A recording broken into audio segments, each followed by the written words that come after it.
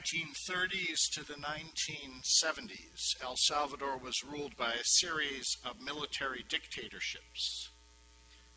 The society was pretty much bifurcated, a small oligarchical elite that held the economic and political power, and a large peasant class that included all of the native folk.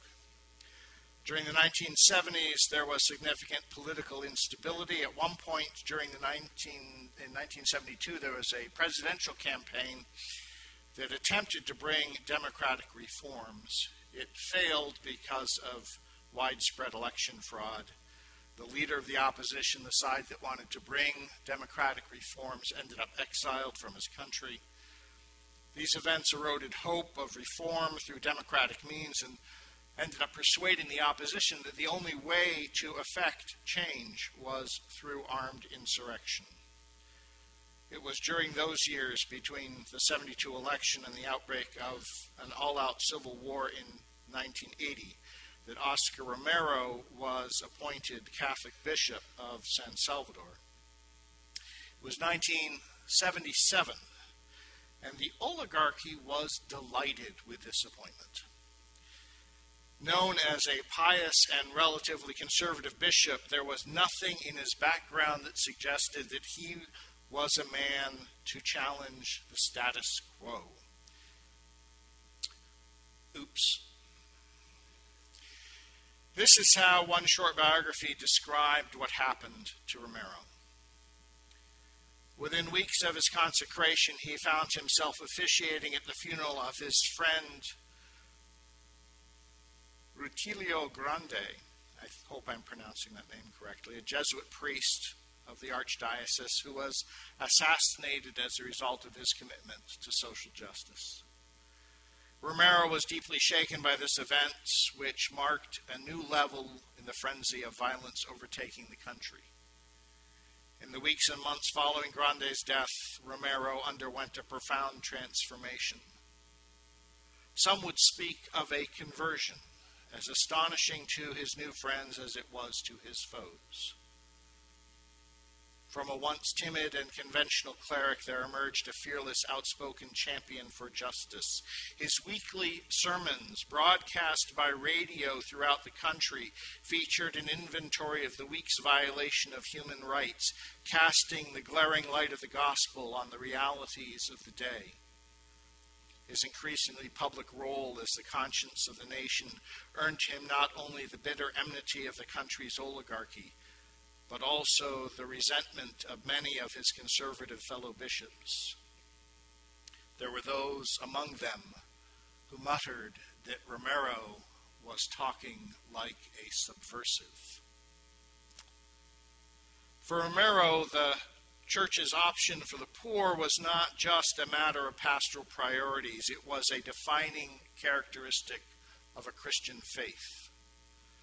A church that does not unite itself to the poor in order to denounce from the place of the poor the injustice committed against them is not truly the church of Jesus Christ, he wrote. On another occasion, he said, "On this point, there is no possible neutrality. We either serve the life of the Salvadorans or we are accomplices in their death. We either believe in a God of life or we serve the idols of death." A military coup and then counter-coups and fraudulent elections brought forth a succession of governments, each promising reform and not delivering. This left the military and the death squads free to suppress the popular demands for justice.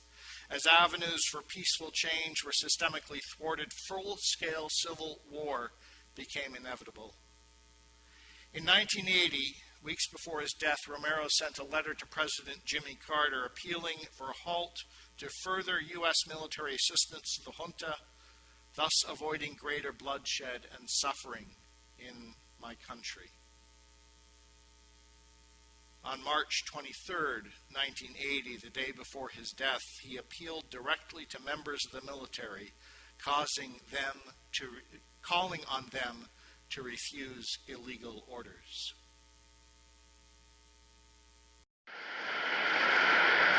Yo quisiera hacer un llamamiento de manera especial a los hombres del ejército y en concreto a las bases de la Guardia Nacional, de la policía, de los cuarteles.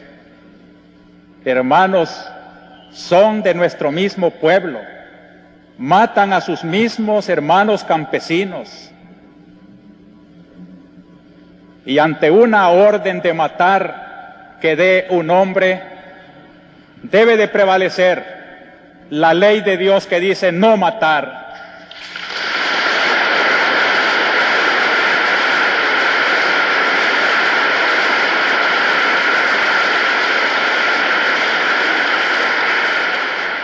Ningún soldado está obligado a obedecer una orden contra la ley de Dios.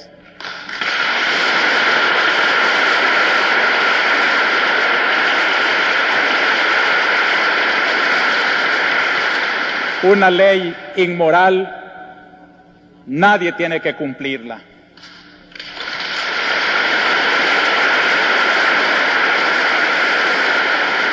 Ya es tiempo de que recuperen su conciencia y que obedezcan antes a su conciencia que a la orden del pecado.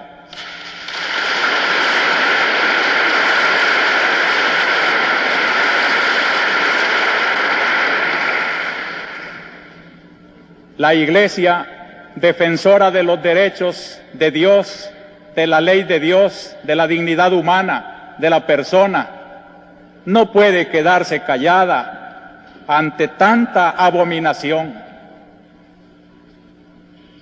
Queremos que el gobierno tome en serio que de nada sirven las reformas si van teñidas con tanta sangre.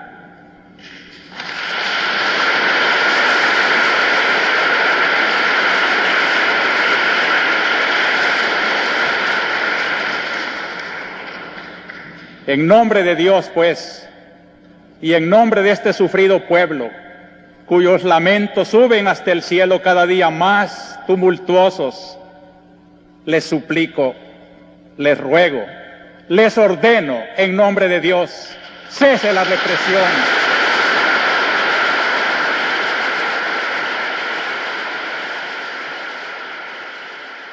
Next day, which was 39 years ago today, as he was saying Mass in the chapel of the Carmelite Sisters Cancer Hospital where he lived, a single rifle shot was fired from the rear of the chapel.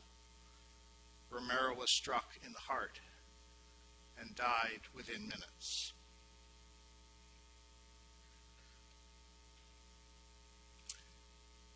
I suspect that Mother Teresa of Calcutta is better known by the people in this room than Oscar Romero. Her story also involves a conversion, but her conversion led her to a different kind of ministry.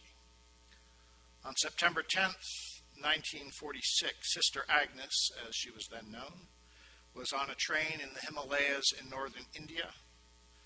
She was a teacher at a school run by her order, the Loreto Sisters. She taught in their school for over 20 years and was well liked by her middle-class students. Who would have thought that riding on a train up in the mountains would have been the setting for her transformation, but it was. Something happened on that train ride. She received what was described as a call within a call. God, she suddenly felt, wanted something more from her.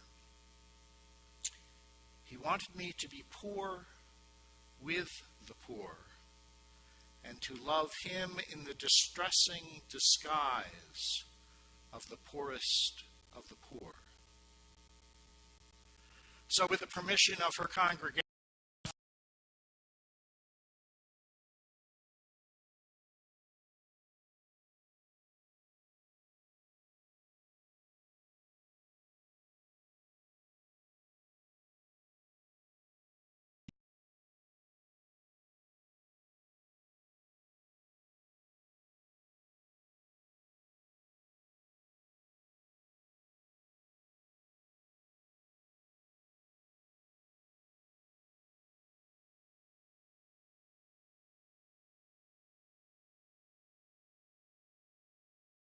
destitute and dying men and women gathered off the streets of the city were welcomed and received loving care and respect until they died. Those who would live like animals in the gutter were enabled in Mother Teresa's home to die like angels, knowing that they were truly valued and loved as precious children of God. It was not Mother Teresa's way to change social structures.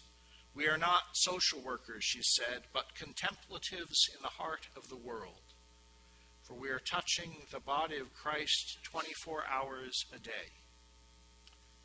She truly sought God in, as she put it, distressing disguise among the poorest.